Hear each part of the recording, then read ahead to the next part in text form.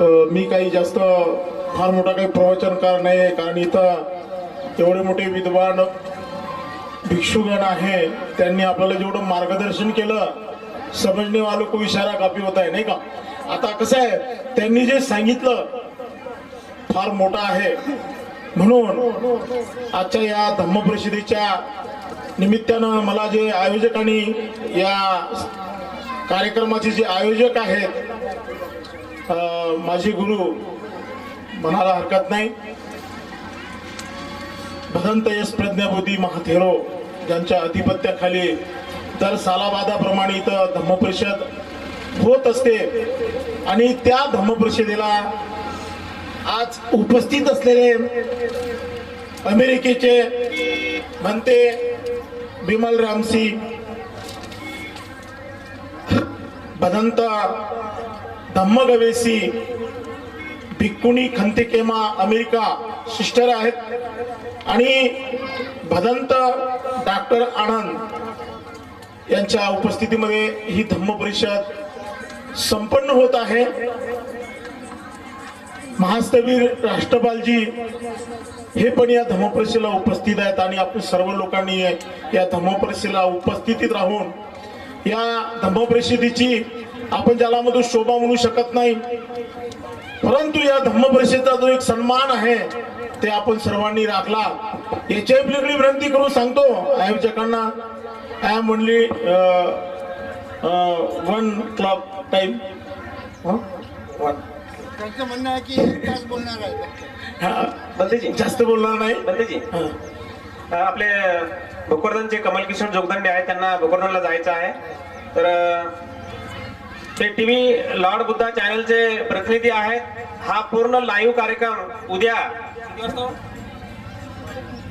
उद्या सकाळी 9:30 वाजता, हा पूर्ण रात्रीला 9:30 वाजता हा पूर्ण कार्यक्रम लॉर्ड बुद्धा चॅनलवर दिसणार आहे, उद्या संध्याकाळी 9 वाजता 9:30 वाजता, आणि म्हणून हे सर्व चित्रीकरण चालू आहे। तुम्ही व्यवस्थित बसलेले दिसले पाहिजे, कोणी उठलेलं नाही दिसले पाहिजे, कोणी इकडे तिकडे पळायला नाही दिसले पाहिजे, लक्षामध्ये त्यांनी बराच वेळ सकाळपासून व्हिडिओ शूटिंग केलेली आहे। हा पूर्ण लाईव्ह कार्यक्रम उद्या 9:30 वाजता दिसणार आहे, तर त्यांचं सुद्धा या ठिकाणी यथोचित 18व्या विशाल बौद्ध धम्म परिषदेच्या निमित्तानं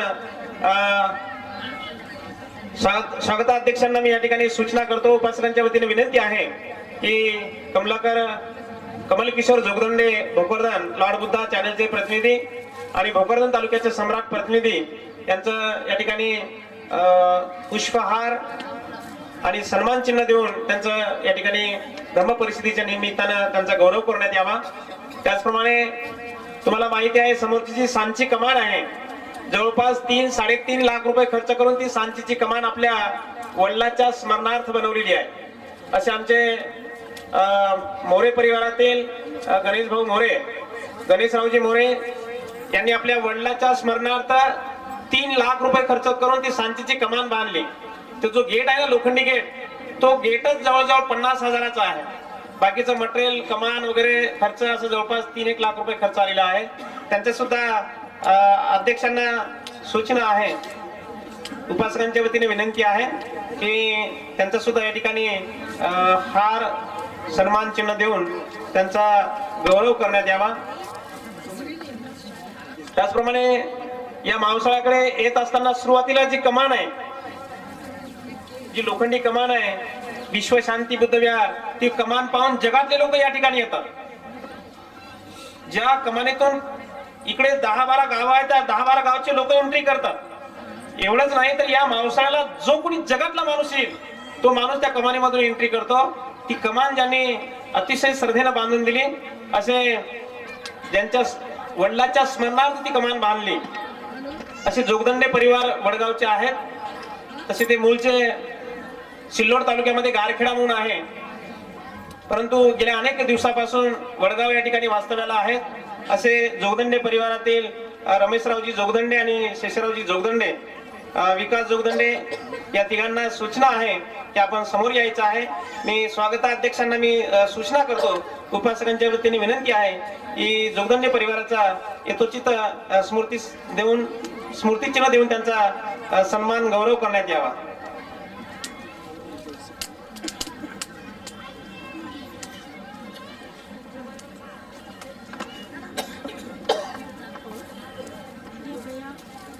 तुम्हाला माहिती आहे बाबासाहेबांचं पवित्र अस्थि धातू या बुद्धभूमी पावसाळ्यासाठी आपल्याला कायमस्वरूपी दान मिळाला आणि त्या बाबासाहेबांच्या अस्थि कलशाला एक कलश बनवण्यात आला. जवळजवळ तो कलश 6 ते 7 हजाराचा कलश बनवलेला आहे आणि ज्यांनी 6 डिसेंबरला इथे फार मोठा कार्यक्रम झाला. जेवढी पब्लिक आहे ना एवढी मोठी पब्लिक त्या ठिकाणी कार्यक्रमाला होते आणि म्हणून त्या कलशाला ज्यांनी कलश बनवला अशा आमच्या बनसोडे ताई बनसोडे सर आलेले आहेत. खुशालरावजी बनसोडे सर, खुशालरावजी बनसोडे या सरांना मी सूचना करतो की आपण स्टेजकडे यायचं आहे. या छोट्याशा दिदीकडून या धम्म परिस्थितीच्या 100 रुपयाचं धम्मदान दिलं. असो, धम्मदान सर्वांनी द्यायचं, दिल्याशिवाय जायचं नाही, कारण हे आपल्या सर्वांच्या दानातून हा कार्यक्रम घडून येतो आणि म्हणून आता मध्ये येऊन कोणी द्यायचं नाही, पण दिल्याशिवाय जायचं नाही, लक्षामध्ये ठेवायचं. मध्ये यायचं नाही आणि दिल्याशिवाय जायचं नाही, दान द्यायचं. यानंतर भंते धम्मतिसजी अतिशय तुम्हाला चांगल्या पद्धतीने प्रबोधन करतात. गाण्याच्या रूपातून रमाईचं गीत अक्षरशः ते तुम्हाला सुंदर गीत गातात. अगदी तुम्ही भारावून जासाल, अक्षरशः तुम्ही डोळ्यातून अश्रू निघतील तुमचे अश्रू, कारण रमाईचा त्याग तसा आहे आणि तोच रमाईचा त्याग म्हणते आपल्या वाणीतून तुमच्या समोर मांडणार आहेत. आपण कृपया शांततेनं श्रवण करावं. मी प्रथम बनते विमल रॅमसी यांना रिक्वेस्ट करतो 5 मिनिट. आज या ठिकाणी एवढे उपासक आहेत आणि त्या उपासकामध्ये काय बोलावं मला थोडं अचंबित झाल्यासारखं वाटते. तरी पण महान कारुणिक तथागत अवघ्या विश्वाला शांतीचा, मैत्रीचा, करुणेचा संदेश देणारे विश्ववंदनीय सिद्धार्थ गौतम बुद्ध यांना पंचांग त्रिवार वंदन करतो आणि परमपूज्य पूजनीय भारतीय राज्य घटनेचे प्रथम शिल्पकार महामानव क्रांतीसूर्य डॉक्टर बाबासाहेब आंबेडकर या सुद्धा महामानवाला पंचांग त्रिवार वंदन करतो आणि येथे तथागताचा, भगवान बुद्धाचा जो पूजनीय श्रावक संघ आहे या सर्व संघाला मी पुन्हा त्रिवार वंदन करतो आणि येथे उपस्थित असलेल्या सर्व श्रद्धावान बौद्ध उपासक, उपासिका, बालबालिका यांचं बुद्धाच्या, धम्माच्या, संघाच्या महाप्रतापना आपलं सर्वांचं कल्याण हो, मंगल हो, कुशल हो अशी याचना करतो आणि मी माझ्या धम्मदेशनेचे 2 शब्द पोहोचवण्याचा आपल्यापर्यंत प्रयत्न करतो. प्रथमच सांगितलेलं आहे, आताच बंदीजीने सांगितलेलं आहे, मेडिटेशन बद्दल सांगितलेलं आहे, ध्यानाबद्दल सांगितलेलं आहे. सिस्टर खंती खेमा यांनी सुद्धा याच्यामध्ये सांगितलेलं आहे पंचशिला, जसं आर्य सत्य सांगितलेले आहेत आणि बरोबर आहे. जोपर्यंत आम्ही आर्य सत्य, आर्य म्हणजे येणारे, सत्य म्हणजे दुःख, जे येणारे दुःख आहेत, कारण हे सर्व दुःख येणारे आहे. म्हणून आपण भगवान बुद्धांनी एका ठिकाणी सांगितले, कारण भगवान बुद्धाचा धम्म फार मोठा आहे. आता सांगितलेलं जे निकाय आहे किंवा जे ग्रंथ आहे भगवान बुद्धाचा, विनय पिटक, अधिधम्म पिटक, सुत्त पिटक, या 3 पिटका म्हणून एक त्रिपिटक बनलेलं आहे. पण भगवान बुद्ध श्रेष्ठ होते की ज्यानं आपल्या निर्वाणाची घोषणा 3 महिन्याच्या अगोदर केली होती. त्याला वाटलं होतं की येणारा काळ हा धावपळीचा असेल, नाही का. जसं रविवारच्या दिवशी चर्चमध्ये गर्दी असते तशी रविवारी आमच्या बुद्धिविहारात गर्दी नसते. लोकांना वेळ नाही. हे तो खाने के दात और दिखाने के दात अलग होते, नाही का. हे खायचे दात आणि दाखवायचे दात अलग आहे. फक्त आम्ही बोलतो, बोलण्याला महत्व नाही. करनी और कथनी में फरक होता है. मी कोणाचा खून करतो म्हणाले सोपं आहे, पण जेव्हा चाकू घेऊन जाते ना असं लटलट करते, नाही का. तसं नाही, बोलण्यात आणि करण्यात लय फरक आहे. म्हणून भगवान बुद्धाला माहित होते की येणारा काळ हा धावपळीचा असेल, लोकांना वेळ मिळणार नाही, लोकांना वाचासाठी वेळ मिळणार नाही. लोकांच्या घरात एवढे मोठे पुस्तक आहे, आलमारी भरून पुस्तक आहे. मला एक दिवस म्हणे बंतीजी एवढे मोठे पुस्तक आहे, पण त्यानं कधी त्या पुस्तकाचं पान उघडून पाहिले नाही. ते फक्त दाखवासाठी आहे, वाचण्यासाठी नाही आहे. म्हणून बाबासाहेबांनी म्हटलं होतं वाचाल तरच वाचाल तुम्ही, नाही का. पण आम्ही वाचत नाही. एवढे मोठे स्टॉल लागले, एखादं पुस्तक घेते. वंदनेचं पुस्तक घेतलं आम्ही, आज वंदनेचं पुस्तक घेतो, 1 महिन्याने गेले की त्याचे पान उकंड्यावर असते. म्हणजे त्याची जोपासना नाही. आणि मग कसं, म्हणून भगवान बुद्धाला वाटलं होतं की येणारा काळ धावपळीचा असेल, लोकांना वेळ मिळणार नाही, म्हणून भगवान बुद्धांनी आपला धम्म पंचशिलात टाकला की लोकांनी पंचशिलाचं पालन जरी केलं तरी ते सुखा समाधानानं जगू शकतात. मग पंचशील दिला आम्हाला, आणि आम्ही पंचशील म्हणतो ना, सर्वच जण पंचशील म्हणतो रोज, पण हे पंचशील म्हणण्यासाठी नाही, ते आचरणात आणण्यासाठी आहे. अनुसरा शिकवण बुद्धाची, आम्ही ती अनुसरली पाहिजे, आचरणात आणली पाहिजे. म्हणून बाबासाहेबांनी या देशाचं संविधान सुद्धा ज्यावेळेस 14 ऑक्टोबर 1956 साली आम्हाला भगवान बुद्धाच्या धम्माची दीक्षा दिली, आणि बाबासाहेबांना दीक्षा दिल्यानंतर या देशाचं संविधान सुद्धा पंचशिलावर आधारित केलेलं आहे. जसं पहिलं शील आहे, आता सांगितलं माता सिस्टर खंती खेमानं सांगितलं की पानाती पाता वेरमणी सिक्का पदंग समाधी आम्ही, मी कोणत्याही प्राणी मात्राची हिंसा करणार नाही, मी त्याला जीवे मारण्याचा प्रयत्न करणार नाही, मी त्याला दुखापत होईल अशी हाणमार करणार नाही, मी सर्व प्राणी मात्रावर दया करीन, त्याची करुणा करीन, आणि दया करुणा असली पाहिजे. म्हणून पहिल्या शिलाचं पालन आपण केलं पाहिजे. पहिलं जसं मी कोणाचा जीव घेणार नाही, आम्ही जर कोणाचा जीव घेतला तर आमच्यावर 302 ची केस लागते. आम्ही जर कोणाला जीवे मारण्याचा प्रयत्न केला आमच्यावर 307 ची केस लागते. आम्ही जर कोणाला दांडक्या हाणक्यानं फोडतोड केली, मारहाण केली तर आमच्यावर 324 ची केस लागते. म्हणजे बाबासाहेबांना या देशाचं संविधान पंचशिलावर आधारित केलेलं आहे. जसं 395 कलम 11 परिशिष्ट बाबासाहेबांना घटनेत टाकले. म्हणून आम्ही पंचशिलाचं पालन केलं पाहिजे. आमच्या गडचिरोली जिल्ह्यात माहित आहे का, नुसतं माणसालाच नाही तर या देशातल्या प्राण्याला सुद्धा अभय दिलेला आहे. आमच्या गडचिरोली जिल्ह्यात 2-4 वर्षाची गोष्ट आहे की तिच्या एक मंत्री होता धर्मराव आत्राम, त्याने चिंकारा नावाच्या हरणाची शिकार केली होती. त्याचं मंत्रीपद गेलं, त्याची खासदारकी गेली. एक प्रकरण आता चालू आहे राजस्थानमध्ये, रन अँड हिट, सलमान खाननं हरण मारलं, त्याच्यावर आधाई केस चालू आहे. तो सुप्रीम कोर्टात जिंकला तर त्याने हायकोर्टात केस टाकली. परंतु कसं की या देशात बाबासाहेबांच्या संविधानाशिवाय कोणतंही काम होत नाही. दुसरं सील आहे अधिनदाना वेरमणी सिक्का पदंग समाधी आम्ही, मी चोरी करणार नाही, मी दुसऱ्याची धनसंपत्ती हडप करणार नाही, हिसकून घेणार नाही, मी माझी आजीविका, मी माझे मुलं, मी माझा प्रपंच, मी माझा संसार सम्यक मार्गाने जगवण्याचा प्रयत्न करेन. बरोबर आहे. एखादा चोर असते, लाख रुपयाची चोरी केली, त्याची पूर्णाची पोळी केली तरी त्याला ते गोळ लागत नाही. तो दिवसभर रात्रभर घराच्या बाहेर पाहते, कोणी येईल काय, डोंगरावर झडपे देईल काय, पोलीसवाले पकडून नेईल काय, चोराची माई वहिनी लढे नाही का, त्याला रात्रभर झोप लागत नाही. परंतु एखाद्या प्रामाणिक माणसानं जर कष्ट करून 200 रुपये कमावले, त्याची जर चटणी भाकर जरी त्यांनी खाल्ली, तो रात्रभर आपल्या परिवाराला घेऊन सुखानं झोपू शकतो, तो निर्भय असतो. म्हणून आपण या शिलाचं पालन करणं महत्वाचं आहे.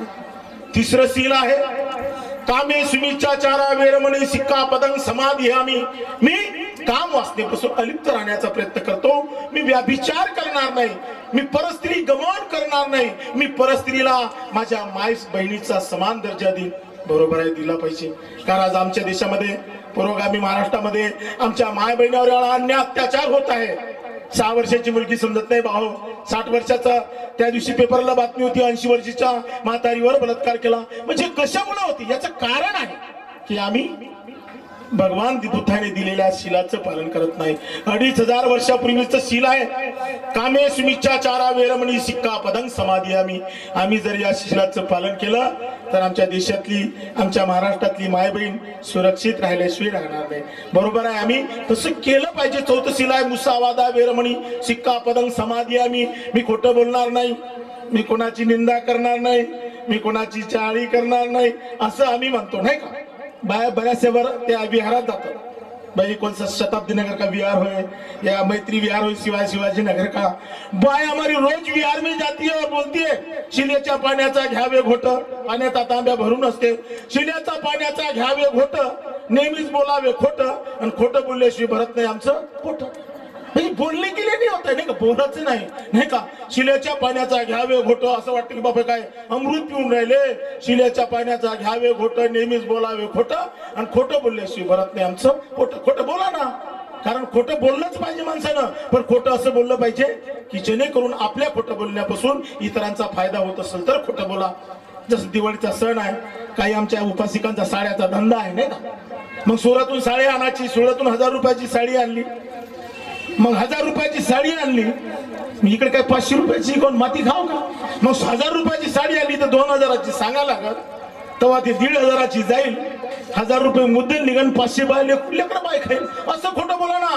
पण काही काही लोक जसे खोटे बोलतात. एखादा माणूस जर हागायला चालला ना, मराठी भाषा आमची तिकडली या वराडातली, एका माणूस हागायला चालला ना, डबा घेऊन त्याला जर विचारलं काय कुठे चालला, अरे पण तू सांग ना, तू असं काय हागायला थोडी येणार आहे. ते खरं सांग ना त्याला, मी हागायला चाललो म्हणून. पण तेही सांगत नाही. इथून सुरुवात असते. म्हणून कबीर महाराजांना म्हटलं होतं, ऐसी वाणी बोलिये की कोई ना बोले झूठ, और ऐसी जगह बैठे की कोई ना बोले उठ. अरे असं काही बोला. कबीर महाराज म्हणतात की तुम्हाला कोण खोटं नाही म्हटलं पाहिजे आणि अशा जागेवर बसा की तुम्हाला कोण उठलं नाही पडलं. मला एक दिवस म्हणे बनतीजी, आपका इतना बड़ा समाज है बोले.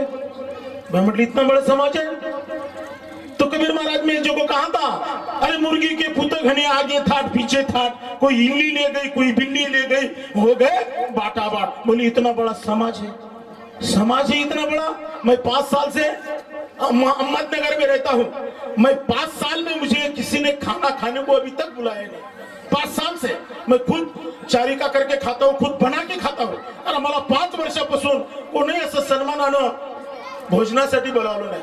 मी फार मोठ्या याच्यामध्ये दिवस काढतो तिथं. मला कोणी माझ्या संग बोलत नाही, मला कोणी चहा पियासाठी बोलवत नाही. 5 वर्ष झाले आणि मला असं कोण म्हटलं नाही बंतीजी उद्या तू आमच्याकडे तुम्हाला भोजन आहे तुम्ही चला. मी चारिका करतो. नाही जमलं तर मी संध्याकाळी सकाळी हाताने बनवून खातो. आणि म्हणतात इतना बड़ा समाज है, क्या काम का ना काज का दुश्मन अनाज का. म्हणून मुर्गी के पुत खाने आगे थाट पीछे थाट, कोई इल्ली ले गई कोई बिल्ली ले गई, हो के बाटा बाट. कोंबडी असते ना गावात, कोंबडी असते. कोंबडी अंड्यावर बसवली की ती खंडीभर पिले काढते, खंडीभर पिले काढते. मग त्या पिल्याला जर कोणी हात लावला तर ती कोंबडी त्याच्यावर रसवास धावते नाही का, अशी धावते, टोचचा घेऊन धावते. पण तिला माहित नसते, तिला माहिती असं नसते की एवढं झालं की कावळा नेते, जरासं मोठं झालं की मुंगूस नेते, जरासं त्याच्यापेक्षा मोठं झालं की बोक्या खाते, आणि जरासं एवढं मोठं झालं की मग हे रानबोके खातात नाही का. म्हणजे वांजुटी तर वांजुटीच नाही का. म्हणून इतना बडा समाज आहे. तिला काय माहित आहे काय कामाचा एवढा मोठा समाज, एवढी मोठी ते कोंबडीने पिले दिले असेल तरी. म्हणून म्हटलं ऐसा पुत्र देगा देवा गुंडा, त्याचा तिन्ही लोकी झेंडा एकच दे पण खमके दे बाबासाहेबासारखा नाही का. हे डुकरा शेवण्यात काय कामाची. गायने जर बोरं दिलं तर 50,000चं जाते बापू. किती रुपयाचं जाते 50,000चं जाते. डुकीने 20 किले देते पण 20,000ची जात नाही. म्हणून ऐसा पुत्र देगा देवा गुंडा, त्याचा तिन्ही लोकी झेंडा, साऱ्या जगात बाबासाहेबाचं एकच जण खमक्या. हे काय कामाचा इतका मोठा जनता नाही क्या. एक विचार एक मंच. आता कार्यक्रम झाला आमच्या औरंगाबादला. एक विचार एक मंच. आम्ही भीमा कोरेगावला होतो. बंतीजी होत्या, माझ्या गाडीवर बोट पाडक एका जणानं बुलेटची ठोस मारली. आम्ही तिथं होतं बघितलं. आमच्या मायाबाईला सैरावरा पळत होतं. मी त्यावेळेस अक्षरशः रडलो. माझ्या डोळ्यातून अश्रूच्या धारा व्हायला लागल्या. मी बंतीच्या माझ्या मनामध्ये करुणा आहे. मी जेव्हा बघितलं ना माझ्या समोर लोक सैरावारा पडत होते, दगडफेक होत होती, गोटमार होत होती, गाड्या जळत होत्या. एवढ्या म्हणजे दुःखामध्ये आमच्या माया बहिणी म्हाताऱ्या लेकरं बाळा असं वाटायचं डोळ्यातून अशी माझं मन भरून आलं. क्या करते हो. आली सुगी फुगले गाल, गेली सुगी तेच नाही का. पगार झाला की बिअर बार मध्ये, आणि पगार संपायला आला की देशीवर. काय कामाचं आहे बाबू. सुरुवातपासूनच देशी पियाची ना. म्हणून एक विचार एक मंच. नुसतं बोलण्यानं होणार नाही. ते एक विचार एक मंच मतदान पेटीतून बाहेर निघालं पाहिजे. त्याला महत्व आहे. बोलण्याची कुछ होता नाही. म्हणून आम्हाला संघटित व्हायचं असेल तर आम्ही संघटित झालो पाहिजे. आम्ही सर्व सोडून दिलं पाहिजे. आम्ही विकल्या गेलो नाही पाहिजे. त्याला म्हणतात एक विचार एक मंच. आणि बाबासाहेबाचं स्वप्न आहे ते, आणि हे स्वप्न तुम्ही साकार करू शकता. म्हणून चौतशील मुसा वादा वेरमणी सिक्कापदान समाधी. आम्ही खोटं बोलणार नाही. खोटं बोलू नका बाबाजी. कोणाची निंदा करू नका, कोणावर जळू नका, कोणाचा द्वेष करू नका. जे शरीरामध्ये छड विकार आहे, काम क्रोध लोभ मोह माया मत्सर. एक आमची आई होती म्हणे बंतीजी, मला सारे विकार समजले म्हणे. एकच विकार समजला नाही म्हणे. मी म्हटलं कोणता विकार नाही समजलं तुम्हाला. म्हणे बंतीजी द्वेष म्हणजे काय होते. मग मी आईली ते जरा जवळ बोलावलं. आता सांगितलं बंतीजी ना द्वेष कशाला म्हणतात नाही का. मग मी त्या कांबळे आईले जवळ बोलावलं आणि तिने विचारला तुम्ही कुठं राहता. ते म्हणे बाबा मी बनसोडे ताईच्या घराच्या बाजूनच राहतो. म्हणलं बनसोडे ताईचं घर कसं आहे. तर म्हणे 2 मजली आहे. म्हणे तुमचं घर कसं आहे. तर माझं घर म्हणे पत्र्याचंच आहे. मी म्हटलं मग तुम्ही बनसोडे ताईचं घर पण तुम्हाला कसं वाटते. मला याला द्वेष म्हणतात. काही कुठे जायची गरज नाही. म्हणजे तुम्ही मान हलवली की समजलं की तुम्ही द्वेष करत आहात. म्हणून खोटं बोलू नका. आणि सर्वात महत्वाचं सील आहे शेवटचं, पानाती पाता वेरमणी सिक्का पदंग समाधी आम्ही. केवढी मोठी समाधी आम्ही असते माहित आहे का? सुरा मेरे मध्य प्रमाद ठाणा वेरमणी सिक्का पदंग समाधी आम्ही. मी कोणत्याही नशा आणणाऱ्या पदार्थाला हात लावणार नाही. मी दारू पिणार नाही, मी कच्ची पिणार नाही, पक्की पिणार नाही, देशी पिणार नाही, गावरानी पिणार नाही, अशी मी शपथ घेतो. हे मोठ्या खुशीनं म्हणते. मी आता कोणाच्या मैतीला जात असतो ना, पण आता असं फॅट झालं. माणूस मेला की दारू, त्याला मातीत गाळाचं असलं की दारू, त्याचं सातवं असलं की दारू. मग मी जात असतो. मी गेलो बाबा ते एका याच्यासाठी, तर सारा जिकडे तिकडे वास होता. म्हटलं वास काय ते म्हणाला, माझ्या काही डोक्यात बसे नाही ते. मी आपलं काही फुलं गेलं तर फेकले नाही, काही अत्तर फत्तरतो ना, पण भलताच वास येत जाईल. सारी तोंडापासून आले की तेच बंदीची लवकर घ्या, बंदीची लवकर घ्या. मला असं वाटतं की लवकरच घ्यायला पाहिजे आपण, कारण मला नशा येऊन राहिली होती त्या वासानं. मी असं मान हलवायला लागलो होतो. मला साला मले तर नाही चढत. म्हणून पानात कसं सुरा मेरे मध्य प्रमाद ठाणा वेरमणी सिक्का पदंग समाधी आम्ही. हा सर्वात मोठा आवाज भाऊजी त्याचाच असतो. जी पिऊन असते ना, मी बुद्धंग सरनंग म्हणतो आणि ते धम्मंग सरनंग म्हणते. मेरे सामने एक पायदन आगे चलता है, नाही का, त्याचाच आवाज मोठा असते. मग सुरा मेरे मध्य प्रमाद ठाणा वेरमणी. आमची संध्याकाळी झाली की पिरेमणी, नाही का. सुरा मेरे मध्य प्रमाद ठाणा वेरमणी, संध्याकाळी झाली की पिरेमणी. ते सुद्धा मग तिने पित नाही बाबाचे आमचे लोक, मोठ्या आयडियाने पित. इवाई जवाई घरी पाहुणा आला, टेबलावर 2 गिलास असतात, म्हणता दारूची बाटली थोडी थोडी टाकली की पाणी बरोबर हिशोबानं टाकलं की तिकडं यायच्या देशात त्याला गिलास आले, गिलास मारून चिअर्स म्हणतात. काय म्हणते ना, काहीतरी असं चिअर्स म्हणतात, ठोकते गिलासाला.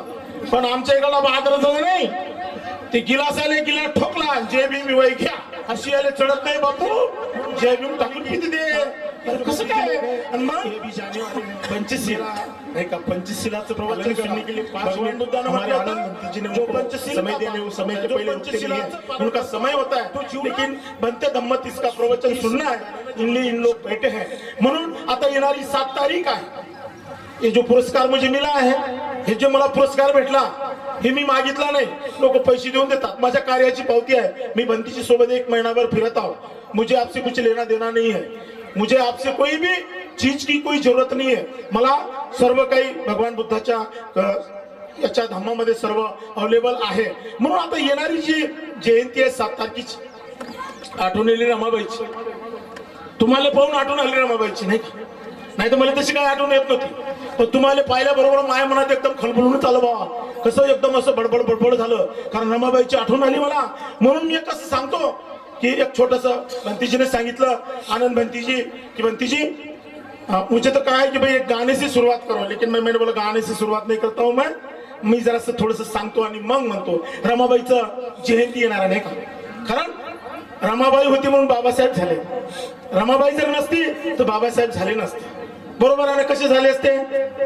रमाबाईने जर म्हटलं असतं, का हो साहेब उठले की सुटले चालले, तुम्हाला लाज बीज आहे का नाही, तुम्हाला लेकर बाय आहे का नाही, काही असं नाही म्हटलं रमाबाईने. का म्हणे साहेब जा, काही काळजी करू नका, मी आहे ना साहेब, तुम्ही खुशाल जा, मोठे व्हा, कारण तुम्हाला मोठं व्हायचं आहे. आणि या 9 कोटी लेकरांचं, या लेकरांचं तुम्हाला भलं करायचं आहे, यांना वर काढायचं आहे बाबासाहेब. म्हणून तुम्ही जा, काळजी करू नका. म्हणून एका म्हणते ना, रमाने एका लुगड्यात दिवस काढले, पण आम्हा पुढे सोन्याचे थाट वाढले. आता कायचे वाढले कायचे नाही मला काही माहित नाही, पण असं म्हणते बा कोणतरी, तुमच्या पुढे सोन्याचे ताट वाढले, पण आम्हाला खाता येत नाही ना, कारण आम्ही पहिले थाटीत खाणारे लोक जन्मरच्या. ते सोन्याची थाटी आम्हाला काही भावत नाही, भावली पाहिजे. म्हणून म्हटलं की एका ठिकाणी म्हणतात रमाबाईची जयंती आहे. आमच्या इथं मावसाळ्याला रमाबाईची जयंती साजरी होणार आहे, आणि त्या जयंतीमध्ये रमाबाई पुरस्कार सुद्धा देण्यात येणार आहे. म्हणून मला आठवण आली रमाबाईची, म्हणून मी तुमच्यासाठी सांगतो.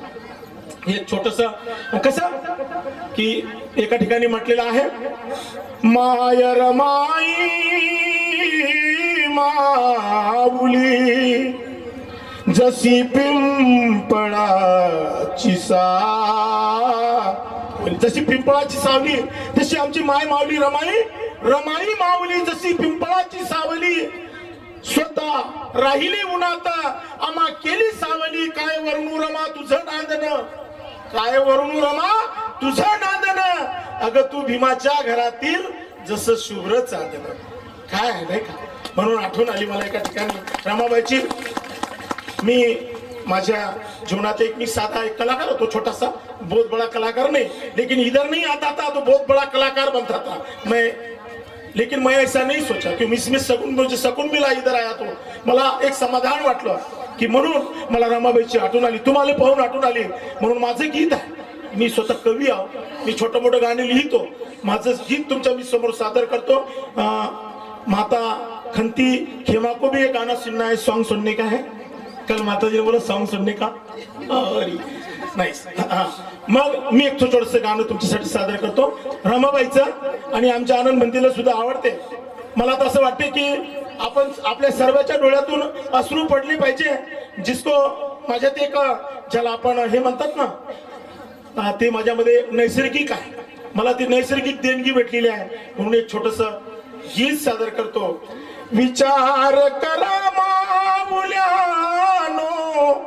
ती भीमाई कशी होती तुम्ही पण बायात ती पण बाई होती लोक लाकाने रडले तिच्यासाठी ती रमाई कशी होती नाही का लोक राकानं रडले तिच्यासाठी ती रमाई कशी होती म्हणून एका ठिकाणचा प्रसंग आहे बाबासाहेबांची डॉक्टरेट पदवी परदेशात आली होती रमाबाईला क्षयरोगाचा आजार झाला होता बाबासाहेबांच्या राजगृहाचं बांधकाम चालू होतं बाबासाहेबाला वाटलं की माझ्या रामूला मी लवकरात लवकर राजगृहामध्ये न्यावं बाबासाहेबांची धडपड चालू होती आणि इकडे रमाबाईचा आजार क्षयरोगाचा बळाव चाललेला होता बाबासाहेबाला परदेशात जायचं होतं एक दिवस बाबासाहेब आले रमाबाईला माहित झालं की साहेब परदेशात जात संध्याकाळ बाबासाहेब घरी आल्याच्या नंतर रमाबाईनं साहेबाला हात जोडले आणि विचारलं साहेब मला तुम्हाला काही बोलायचं आहे तुम्ही रागावणार तर नाही बाबासाहेब म्हटलं का रामू आजपर्यंत मी तुला काही देऊ शकलो नाही आणि तुला काय मागायचं आहे काय बोलायचं आहे तू बोल मी तुला देण्यास तयार आहे म्हणे साहेब माझी शेवटची इच्छा आहे म्हणे कारण माझा क्षयरोगाचा आजार बळावत झालेला आहे म्हणे साहेब मला असं वाटतं की माझं मरण तुमच्या मांडीवर व्हावं माझं मरण तुमच्या मांडीवर व्हावं माझी शेवटची इच्छा आहे म्हणे साहेब म्हणून मला असं वाटतं म्हणे की तुम्ही मला सोडून जाऊ नका म्हणे साहेब बाबासाहेब म्हणे रामू मलाही असं वाटतं की तुला सोडून जाऊ नये पण काय करू तुला तर म्हणे फक्त क्षयरोगाचा आजार झालेला आहे आणि या क्षयरोगाचे डॉक्टर या देशामध्ये भरपूर आहे रमा तुझ्यासाठी मी कोणताही डॉक्टर आणू शकतो परंतु माझ्या या समाजाला झालेल्या रोगाचा फक्त मी एकटा डॉक्टर आहे म्हणे रमा आणि म्हणून मी तुला विनंती करतो की मला परदेशात जाऊ दे त्यावेळेस बाबासाहेब रमाबाई आपल्या भावना व्यक्त करते आणि बाबासाहेबाला म्हणते अहो जगण्याची मजा आशा नाही रमाबाई म्हणते बाबासाहेबाला अहो जगण्याची मजा आशा नाही दूर दूर जाऊ नका ओ साहेबा सोडून जाऊ नका ओ साहेबा सोडून जाऊ नका अहो जगण्याची मजा आशा नाही दूर दूर जाऊ नका ओ साहेबा सोडून जाऊ नका ओ साहेबा सोडून जाऊ नका हाळाचे मी काळ करुणी झिजली तुमच्यासाठी ओ साहेबा झिजली तुमच्यासाठी शिक्षण तुमचे पूर्ण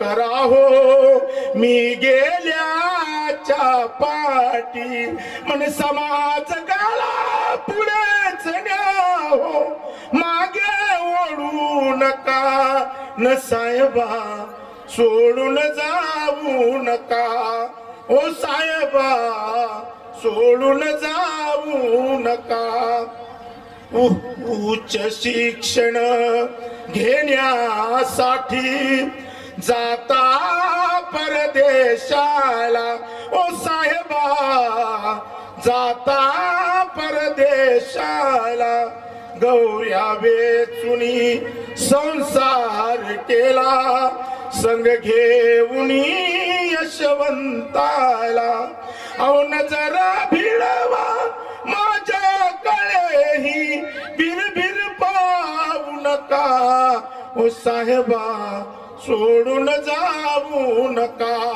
ओ साहेबा सोडून जाऊ नका दागिन्याचा हे जे सोनं आहे ना ही कमाई सारी माझ्या रमाची नाही का ही कमाई सारी रमाच्या शेणाची रमाबाई ने शेण तापलं देखो ना कितना गले में सोना किसी के गले में 1 लाख का किसी के गले में 50,000 का नाही का एवढं मोठं कशामुळं म्हणून म्हणते दागिन्याचा हट्ट कधीही मी पण केला नाही ओ साहेबा मी पण केला नाही गळ्यामध्ये पोती विना सोने घातले नाही ऐका साहेब तुम्ही माझा गळा माझा सजवू नका ओ साहेबा सोडून जाऊ नका ओ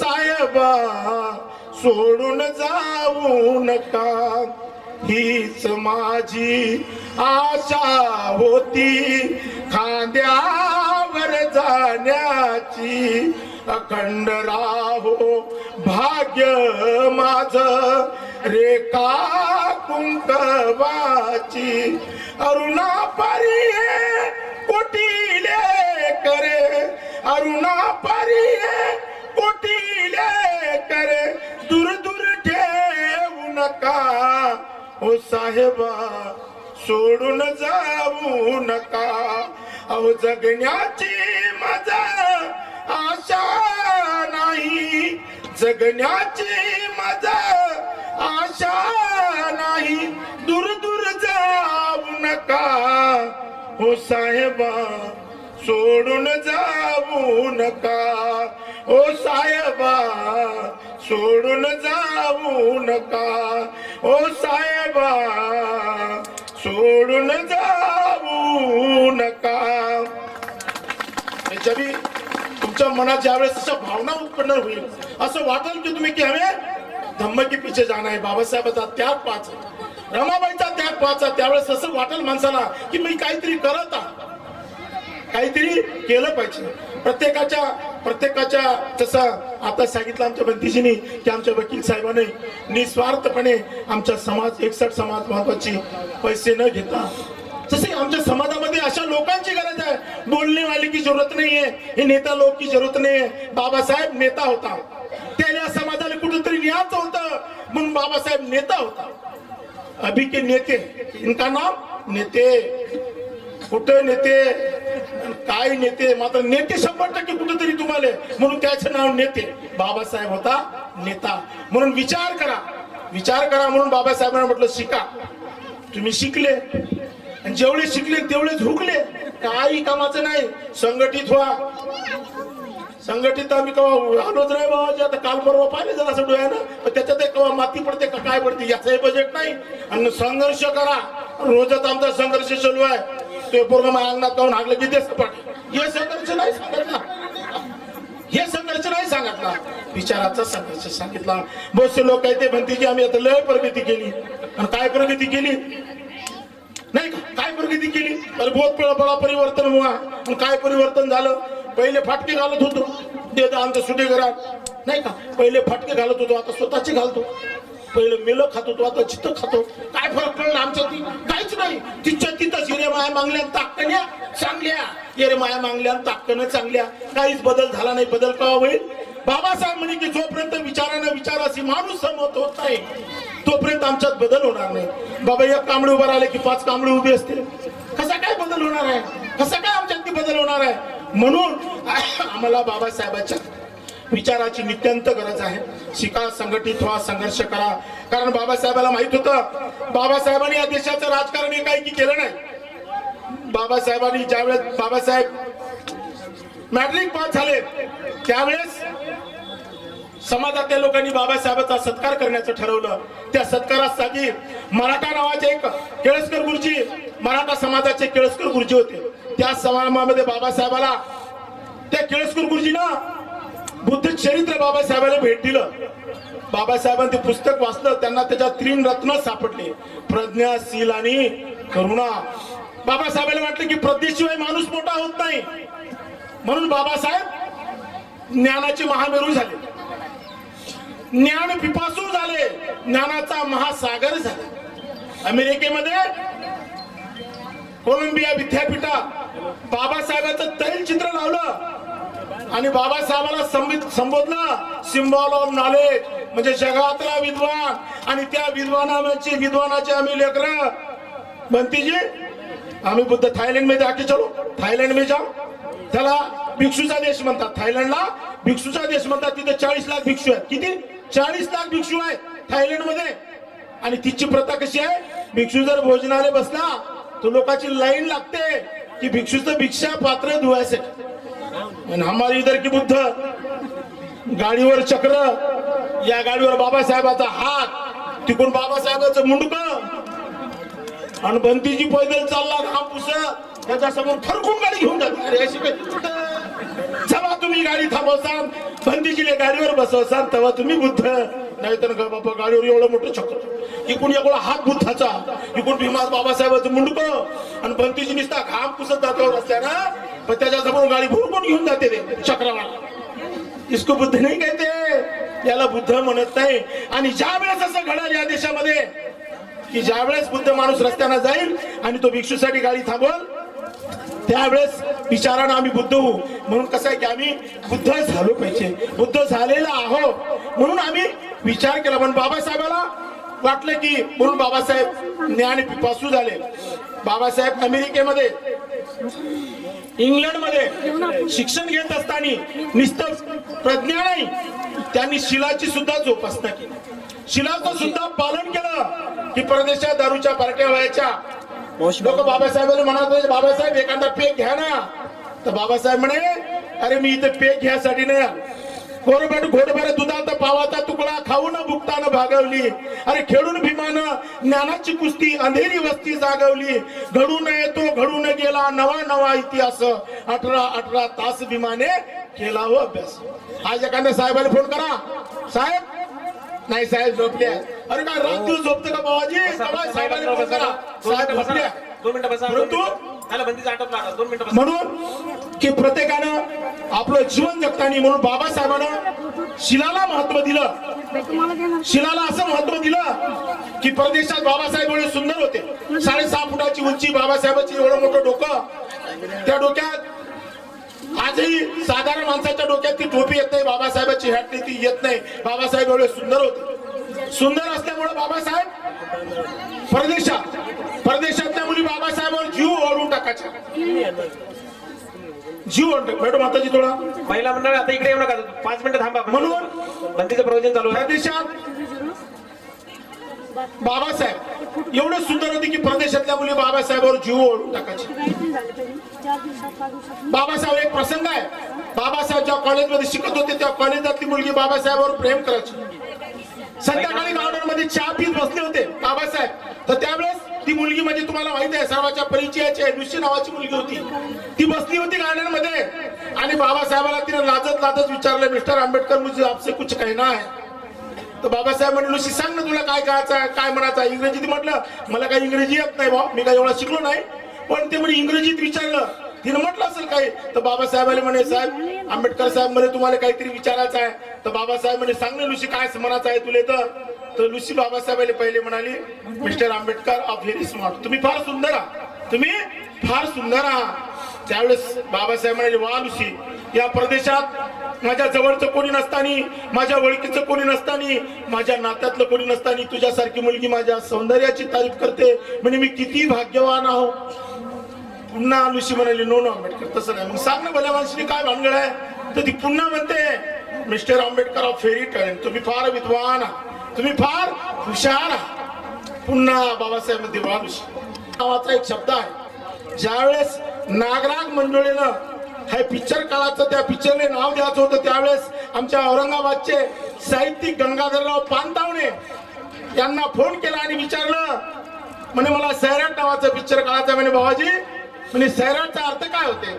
सैराचा अर्थ होते जीवनाची मुक्त अवस्था, नाही का, जीवनाची मुक्त अवस्था. लेकिन आम्ही भलते सैराट झालो. एखादी पोरगीवर प्रेम केलं, 2-4 महिने गोळा वेळेने बोलले की लगे पटवली की एकदम दिल्लीत दाखवते, जवळपास ठेवतच नाही. ऐसा प्रेम नहीं बोला है, नहीं का. मुझे बोलने का बहुत कुछ है. मैं 2-2.5 घंटे तो मैं आपको प्रवचन दे सकता हूँ, लेकिन समय का अभाव, समय की पाबंदी है. हमारे बंती जी ने बोला है कि बंती जी का प्रवचन अभी खत्म होने वाला है, इसलिए मैं आपका ज्यादा समय नहीं लेता हूँ. और जो भी मैंने जो कहा है सरळ सरळ भाषेत सांगितलं. माझी मराठी भाषा आहे, तिकडली वराडातली भाषा आहे, मी विदर्भातला आहो, नाही का. मी एक दूत आहो. मला आता सम्राट, मला बंतीजीने पुरस्कार दिला, राजा सम्राट अशोक धम्मदूत. मैं भाई, मैं देवान घेवान करने वाला हूँ, इधर उधर मैं घूमते रहता हूँ, पूरे भारत में घूमते रहता हूँ. मेरा कोई जगह पे ठिकाना नहीं है, मेरा कोई बिहार नहीं है, मेरा कुछ भी नहीं है. थैली है गाड़ी में डालने का और किधर भी जाने का, प्रवचन करने का, खाने का, वही सोने का, ये मेरा काम चालू है. मैंने कहीं जगह पे बिहार नहीं बनाया, क्योंकि मुझे कोई जरूरत नहीं है. बनाने वाले बनाएंगे, मैं रहने वाला रहूंगा. मुझे कुछ इतना टेंशन लेने का काम नहीं. पावती लेके जाओ, पावती फाड़ो. अरे तुम्ही फाड़ो, तुम्ही करो, हमको कुछ करना है. तुम्ही फाड़ो, तुम्ही लड़ो. मेरे को जगह मिले तो मैं रहूंगा, नहीं तो फिर किधर जाऊंगा. 20 गाव 30 गाव भी करायला 40 गाव. आपल्याला काय 40 गाव कुठे आहे? त्याच्यामुळे काही टेन्शन घ्यायचं काम नाही. म्हणून मी आपण सर्वांनी मला माझ्या प्रवचनाला दाद दिली. सांगायचं आहे, मला आठवण आली. एक उदाहरण सांग. जत्रा असते, जत्रा नाही का, तुमच्या गावाला जत्रा भरते का? जत्रा असते आणि जत्रेला 3 प्रकारचे लोक जातात, हौशे, गौशे, नवशे. हौशे, गौशे, नवशे. आता हौशे म्हणजे कोण? लगेच आपले खिशात 100 रुपये टाकले की निघाला. जत्रीले हौशे म्हणजे चष्मा घे, पिलन पोया घे, चालले वाजवत, नाही का, त्याला हौशे म्हणतात. एखादा चष्मा, एखादी टोपी की बी, ते हौशे. काही गौशे जातात. आता गौशे म्हणजे कोण? या पुरले कुचका मार, त्या पुरले कुचका मार, त्या बैल डोळ्या मार, हे गौशे. काही नवशे असतात. नवशे म्हणजे ज्याला 12 वर्ष लेकरू झालं नाही, अन्यास करणं झालं, त्याचं का दुसऱ्याचं कोणाचं झालं की मग हे बोकड्या घेऊन तिथं जाते, त्याला म्हणतात नवशे. तसंच धम्म परिषदेले 3 प्रकारचे लोक येते, नाही का. काही खायला येते, काही घ्यायला येते आणि काही द्यायला येते. तर अशी 3 प्रकारचे लोक येते. मग एका गावात एक भिक्षू आला प्रवचनासाठी. पण येता येता त्याने 3 बावल्या घेऊन आला. 3 बावल्या नसते का, ते बावल्या घेऊन आला आणि टेबलावर ठेवल्या. आमच्या उपासिकाला मोठा प्रश्न पडला. म्हणे भंतीजीले प्रवचनाले बोलावलं नाही, बावल्या घेऊन आला, काही कठपुतलीचा खेळ तर नाही दाखवत. याच्या डोक्यात तेच चालू होतं. आले भाऊ राहिले नाही त्याला. म्हणे भंतीजी हे काय भानगड आहे? म्हणे हे तुम्ही 3 बावल्या आणल्या, म्हणे कायसाठी? कठपुतलीचा खेळ खेळणार आहे म्हणे तुम्ही. तर भंतीजी सांगितलं, नाही, कठपुतलीचा खेळ नाही, मी तुम्हाला सांगणार आहे. पण त्या बायले काही गमलं नाही. पण भंतीजीनं बोलावलंच. एका बायले बोलावलं उपासिकाले. म्हणे माय इकडे, माया म्हणे. मग बोलावलं. ती माय त्याच्या जवळ आली, भंतीची जवळ. ती भंतीजीनं बावली तिच्या जवळ दिली आणि धागा दिला. म्हणजे हिच्या कानातून धागा टाक. मग तिने तिच्या कानातून धागा टाकला, या कानातून टाकला आणि या कानातून निघाला. दुसऱ्या माऊलीले बोलावलं, तिला सांगे की हिच्या कानातून धागा टाक. आता हिच्या कानातून धागा टाकला, तोंडातून निघाला. तिसऱ्या माऊलीले बोलावलं. म्हणे माऊली तू ये ना, तर तूच काय राहते. तिच्या हाती बावली दिली, तिच्या कानातून धागा टाकला, ते सरळ पोटात गेला. इथे 3 प्रकारचे लोक बसलेले आहेत, नाही का. माझं प्रवचन ऐकलं असं, आमच्या बंती विमल MC चं प्रवचन ऐकलं, आमच्या माताची सिस्टर खंती खेमाचं प्रवचन ऐकलं. मग पहिली बावली, मग त्याचं मग म्हणे भंतीजी याचं सांगा ना काय भानगड आहे. तर भंतीजीनं पहिली बावली उचलली. मग तिच्या कानातून धागा टाकला, या कानातून टाकला आणि या कानातून निघाला. काही लोक इथं असे बसलेले आहेत. माझं प्रवचन ऐकलं साऱ्याचं, या कानानं ऐकलं, या कानानं सोडून दिलं, नाही का. नडी फुकले वारे काम ते सोनारे ते. तसं झालं आमचं काम. काही दुसऱ्या परिष्कारचे लोक आहे, दुसरी बावली घेतली, तिच्या कानातून धागा टाकला, तोंडातून निघाला. काही अशा आमच्या मावल्या बसलेल्या आहेत, काही आमचे भाऊ बसलेले आहेत, आमचे बाबाजी बसलेले आहेत. ते घरी जाऊन सांगतील, जे लोक आले नाही शेजार बाजारचे, ते लोक त्यांना जाऊन सांगतील की खरोखर काल भंतीजीनं सुंदर प्रवचन केलं. म्हणजे या कानानं ऐकलं आणि या तोंडानं सांगितलं, नाही का. तिसऱ्या प्रकारची लोक मारलेल्या, म्हणजे आमच्या नशिबात काय बोलायच्या पट्ट्याच मारलेल्या आहे का साऱ्या, नाही का. फट्टास मारने आसाराम बापू प्रवचन करने के लिए आता है, प्लेन से आता है, फूलों पे चलता है और बोरी भर के नोटा लेके चले जाता है. आमच्या थैलीत काहीच नाही, तशीच्या तशीच असते. पण एखादी माऊली म्हणत नाही बंदीची लेदरून आले खा ना, बंदीजीने 12च्या आत खा, नाही भेटलं तर मराव ना, त्यानं तुम्ही 10 घेत खा, असं बुद्धाने सांगितलं का? पण असं कोणी म्हणणार नाही, बंदीजीने 12च्या आतच खा, यायनं पाईट पासून खा, सट खा, नाही का? आणि बंदीजीने 4-5 दिवस भेटलं ना, मी त्याला मराव तसं पाय घसू घसू असं नाही. अरे बंदीची पहिले विचारलं खाय, अरे खाईन तर काही नाही बाबाजी. पहिले त्याला सुरात भोजन भेटे. राजा मारवाडीचे लोक 100 वर्ष जगे प्रवचन करीत देखो ना, आहे का? मला नाही जमत तर बजा, एवढं मोठं भारी काम आहे ना. मग असं आहे ना, इकडे माल भेटे, आमचं काय बाजरीची भाकर ठेसा बंदीची खा आणि ठेसा झाला रस्त्यानं, असं नाही. जरा सुद्धा साधंही खाऊ घातलं पाहिजे नाही का? म्हणून मी सर्वांना विनंती करतो की आपण सर्वांनी माझ्या प्रवचनाचे 2 शब्द ऐकले त्याबद्दल धन्यवाद. जय भीम, जय बुद्ध, जय भारत. एक वेळ साधू साधू म्हणा. साधू साधू साधू. बुद्धं नमामि, धम्मं नमामि, संघं नमामि. असो पूज्य भदंत धम्मतीसजी यांनी अतिशय साध्या सरळ सोपे भाषेमध्ये परंतु महत्वपूर्ण तुम्हाला गाण्याच्या कवनातून तुम्हाला धम्म सांगितलं. रमाईचं सुंदर गीत या ठिकाणी सादर केलं. या ठिकाणी दुसरे भंतेजी बोलणार आहेत, परंतु भंतेजींना आता जे अमेरिकेत